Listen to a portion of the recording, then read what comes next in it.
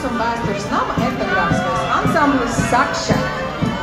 Un Rīgas kārta latgalīšu kultūras kustības valoda folkloras kopa Ceidari. Kultūras un tautas mākslas centra Ritums folkloras un seno cīņu kopa Vilkači.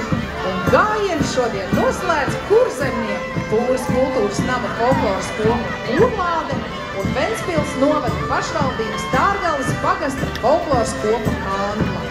Un te mēs varam redzēt pašās beigās tie, kuriem gribas vēl paieties līdzi, kā visi vēji dzenās pakaļ visam gājienam, vai ne? Ir tā.